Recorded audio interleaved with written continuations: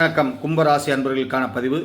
March மாதம் 2025 சனி பயிற்சியாகிறார். கும்பத்தில் இருந்து சனி ஜென்மச்சனியாக விலகி குடும்பச்சனியாக வருகிறார். அது வாக்குஸ்தானம், தனஸ்தானம், எண்ணங்கள் ஸ்தானம், எழுத்து ஸ்தானம், கல்வி ஸ்தானம். பொதுவாக வாக்கு, பேசுகின்ற பேச்சு, செய்கின்ற பண சேமிப்பு, வருமானம் இவையெல்லாம் குறிக்கின்ற ஸ்தானமாகும். குடும்பத்தில் குடும்ப உறுப்பினர்கள், மனைவி, மக்கள், உடன் பிறந்தவர்கள், தந்தை, தாயார் அவங்களுடைய பலனை ஏற்படுத்தி கொடுக்கும். அவர் 3ஆம் பார்வையாக 4ஆம் இடத்தை பார்ப்பதால் வீடு மாற்றம் ஏற்படுத்தி கொடுக்கும். வீடு சொந்த வீடு இருந்தால் மராமத்து செய்ய வேண்டி வரும். ஒருவேளை கடன் பிரச்சனை இருந்தால் சொந்த வீடு விற்க வேண்டிய நிலை வரும். சில பேருக்கு கடன் வாய்ப்பு ஏற்பட்டு வீடு கட்ட வேண்டிய சூழல் ஏற்படுத்தி கொடுக்கும். ஆக எப்படியோ தன விரயம் ஏற்படும். சிலருக்கு சுப விரயமாக இருக்கும், சிலருக்கு தேவையில்லாத விரயமாக இருக்கும். ஒன்று.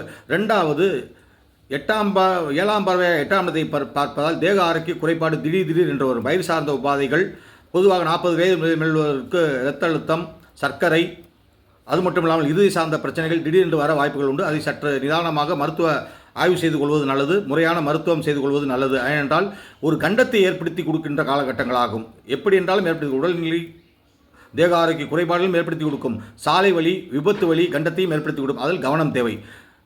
10ஆம் பார்வையாக 11ஆம் இடத்தை பார்த்தால் மூத்த சகோதரர்கள் தேவையில்லாத மனக்கசப்பு, வம்பு, வழக்கு ஏற்படுத்தி கொடுக்கும். நீங்கள் மூத்த சகோதராக இருந்தால் உங்களுக்கு உங்களுடைய இளைய சகோதரர்கள் தேவையில்லாத பிரச்சனைகளை ஏற்படுத்தி கொடுப்பார்கள். ஒருவேளை சொத்து இருந்தால் அதுக்கான பிரச்சனைகளை ஏற்படுத்தி கொடுக்கும். குடுக்கல் வாங்கல் இருந்தால் பிரச்சனைகளை ஏற்படுத்தி கொடுக்கும். ஒரு உதவி உத்தாசை கிடைக்கும் என்றால் இந்த காலகட்டத்தில் சுத்தமாக கிடைக்காது. ஆக அன்பு பாசம் என்பது சரியான விதத்தில் காட்டினாலும் நல்ல பலன் கிடைக்காது என்பது சனிபகவானுடைய காட்டுகின்ற அனுபவ பாடமாகும்.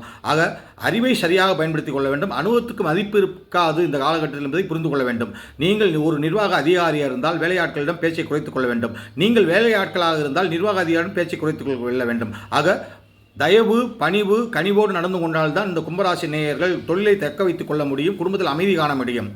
உங்களுடைய முன்கோபத்தால் தேவையில்லாத உறவுகளால் பிரச்சனை, தாய் வழி பிரச்சனை, தந்தை வழி பிரச்சனை, மனைவி வழி பிரச்சனை, குழந்தை வழி பிரச்சனை ஏற்படுத்தி கொடுக்கும். இதனால் உங்களுக்கு அவமரியாதை ஏற்படுத்தி கொடுக்கும். இதனால் உங்களுக்கு மன கஷ்டம் ஏற்படுத்தி கொடுக்கும். பணம் எவ்வளவுதான் வந்தாலும் நிம்மதியிலே என்ற ஒரு ஏக்கம் ஏற்படுத்தி கொடுத்துவிடும். பொதுவாக திருவள்ளுவர் யாகாவாராயினும் நாக்காக்க என்று சொல்லியிருக்கிறார். ஆக வாக்கை சரியாக பயன்படுத்தி கொண்டால் பலவிதமான பிரச்சனையிலிருந்து விடுபடலாம். வாக்கை யாரிடம் எதை பேச வைக்கிறோம் என்பதை நிதானித்து ஆலோசித்து பேச வேண்டும். ஆக குடும்பத்தில் சிக்கல், தாய்வழி குழப்பம், உறவுகளில் குழப்பம், தொழிலில் குழப்பம், நிர்வாகத்தில் குழப்பம், அந்தந்த வயதுக்கேற்றார்கள் குழப்பங்கள் வந்து விலகும். ஆக ஒரு முறை நீங்கள் நவகிரக யாத்திரை செய்து கொள்வது நல்லது. ஒன்று. இரண்டாவது, சொத்து வாங்குகிற விஷயமோ, நகை வாங்குகிற விஷயமோ, வீடு வாங்குகிற விஷயமோ, மனைவி பேரிலோ தங்களுடைய பிள்ளைகள் பேரிலோ செய்து கொண்டால் உங்களுடைய பலவிதமான சோதனையிலிருந்து நீங்கள் விடுபடுவீர்கள். ஆக கும்பராசிக்காரர்கள் வாக்கை சரியாக திட்டமிட்டு பயன்படுத்திக் கொள்ள வேண்டும். பணத்தை சரியாக செலவழிக்க வேண்டும் என்று கூறி விடைபெறுகிறேன். நன்றி, வணக்கம்.